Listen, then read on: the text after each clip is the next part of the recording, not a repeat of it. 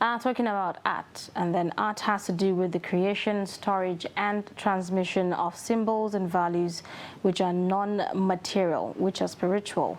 These are cultural values of the society, and they have a positive meaning for the members of the society and the members of other ones. The most important thing about art is its ability to depict the world and touch the spiritual inner self of every person deeply.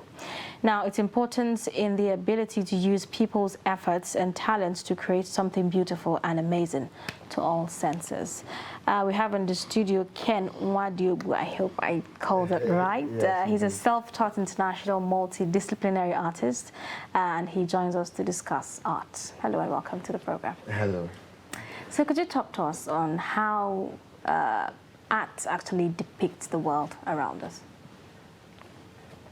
Well, art is the way of life, so it has to come from the artist, and there is nothing truer than the experience of the artist. So it's almost like you are depicting an experience, or you're depicting like a way of life, how you see life from your own perspective. And I think that's what makes art really interesting, because you can go to England and then you can see the art from there, and you can understand the structure there, you can understand the society there. You come to Nigeria, you see the art from here. You can understand how the structure and the society is. So it sort of like depicts the way of life of people. And I think that's where the connection, the empathy, the idea of art is born from. Nigerians or Africans generally have been, how do I put it, accused of not being able to appreciate art like our European counterparts actually do. How would you be able to, how do you gauge that? I mean, like, what stops us from actually appreciating art in that form? I used to have this conversation with my friends, and I think one of the reasons is because there is a lot to think of. I think art thrives in a system that is a bit, normal, or a bit balanced, right? Where people can think ahead of the problems of the society, to start thinking of how they can even impact themselves with knowledge and impact themselves with experiences. So for now, I think we are just so concerned with the problems and how to fix it. So we sort of like dwell our attention from art, or from even appreciating art, because we are always thinking of, okay, what's the full price, what's going on back home, and then, so I feel that's one of the big issues. But one of the very lasting issues was the stealing of most of our artifacts.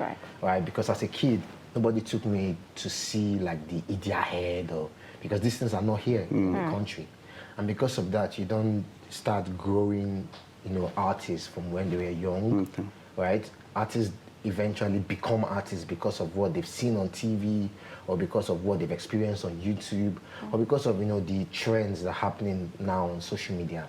But specifically, you cannot literally go to a museum and see one of our artifacts or one of our sculptures of those days. So I think that also added to the whole mess in the art world over here. Okay. Now I understand that this will be your first exhibition in Africa. Yes. So why did you decide to come back home? Well,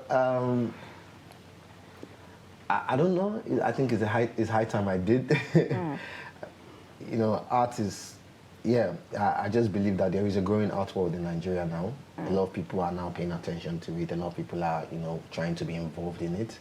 And, a lot of people have seen the value of it, because now we see that a lot of African artists are actually out there in the Western world. They're actually doing well for themselves, hitting auctions as investments. So I think a lot of people are now paying attention to it and trying to connect with it. So I'm like, it will be a very good time to actually do something over here and even tell our stories even better in a different way.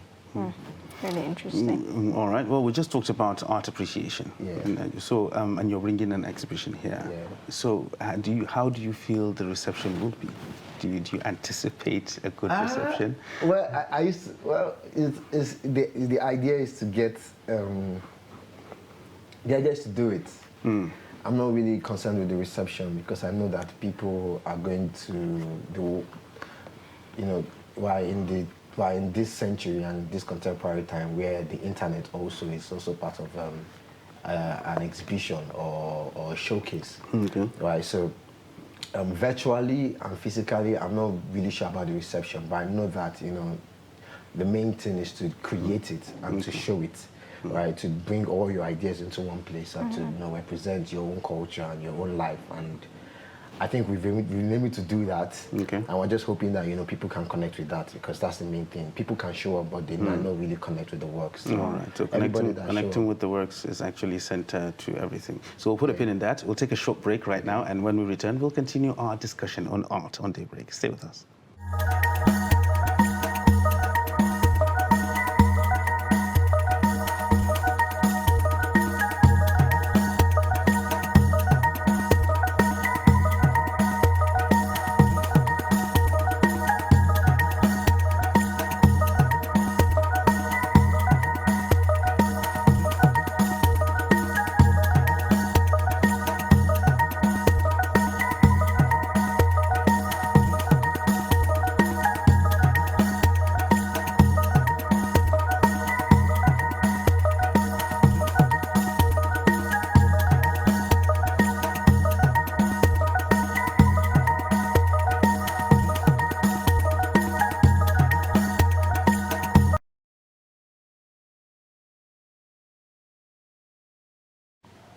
All right, welcome back. We still have Mr. Ken in the studio talking to us about art.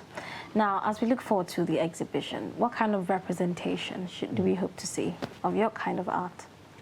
A different kind of representation. Okay. I know people always say, I don't paint like an African artist. Okay. In quotes, because I feel they feel like African art is supposed to be in a kind of way. It has to be more of like the sculptures, the heads. Right. But then when you think of the growth of African culture, and you think of this Afro fusion that's happening, right, where we're adding African and Western culture together and we're creating something new. I think that's what people should, be excited about in my works. That different representation of what African art should be, that different way of telling our stories and trying to, represent our stories. Well, so a lot of people paint for different reasons. Yeah. You understand? Some paint for the money, some Yeah. paint for the love of it. Yeah. And there's this, a lot of people, it's not actually a lot of people, we actually know that the value of an artist's work is after the person dies. That's when it seriously appreciates. That's what they appreciate. So, but how do I put it now? In monetary value, how expensive are your art pieces now? How valuable are they? Well, I've been doing this for a while. Okay. I think I didn't start doing it because of the funding or the money of it, because I studied civil engineering. Okay. So I could have just gone into engineering and made some money, but the first couple of years doing art was quite stressful. But I think just the fulfillment of doing it was what I was mainly interested in. And at the end, fulfillment becomes lucrative. Truly. When you do something over and over again, because you're excited about it, you don't see the failures in it. And because of that, it grows in value just automatically. And I think that's what that's what my art was able to do, was able to grow in value. After doing shows in US, in UK, and in some part of the world, I was like, people wanted to collect the works because they felt connected to the works, or because they felt connected to the stories, especially Black people in diaspora, felt connected to this part of our motherland, their motherland. And I think that's where, the context of the work starts growing. That's where the value starts growing. I don't think if you do art, well, you can definitely, if you put your mind and you say you want to make the money, you definitely make the money, but it's not sustainable, right? Because then it's not like every day you make the money, right? You can for a while take a couple of months off, get ideas, get creative, get inspiration, travel around, see different things, experience different things that can in turn influence whatever you create. So for now, it's growing. There is a switch from naira to dollar. Okay, that's good news then, I would say. Now, as a way of wrapping up, the discussion, Would you say Africans understand art? Because sometimes when we go to these exhibitions, there are certain kinds of paintings or artworks that you see, and you get lost in trying to actually understand what they're saying. Yeah. So would you say Africans understand art? I think it's just preference, right? What might be good to you might not be good to another person. But I think one of the things is, because there's so much happening in day-to-day lives, like we process information really quick. We never get time to like sit down to understand the information that's being represented to us. And when you think of artists spending days and months creating a piece, and you don't understand the piece, there should be something, you know, connected to that. There should be something into with that. So I think what the problem now ties is that many Africans don't wait and sit down to try and understand and try and, you know, pair through what exactly the information of the art piece is trying to be. Well, on screen right now, we have quite an interesting work that I'm actually looking at. On the top of the thing there, can you just give us an insight into what that actually depicts? So this is an amazing show by a friend of mine, Jacqueline Sowari, and she was trying to speak about females. She was interesting. She's a lady. Let's speak about females, the relationship, and you know, being contented or being okay with yourself. So I think there is a beautiful part of art where you have installations, which is what you see on the exactly. Right, art that just transcends away from canvas to be almost immersive, right? Where like you are also part of the art, and I think that's what, you know, a lot of artists try to do. And that's what you can see in the screen, where you have that beautiful representation of female bodies on the air, and then you are even part of that. Oh wow, really interesting. It is quite. Well, just a quick one before we do wrap up. In this age of virtual reality, augmented reality, 3D this, 4D that. 5D. Exactly. How can art truly survive? I mean, like the traditional arts that we know, paintings on canvas and whatnot, can it actually survive this particular revolution? Yeah.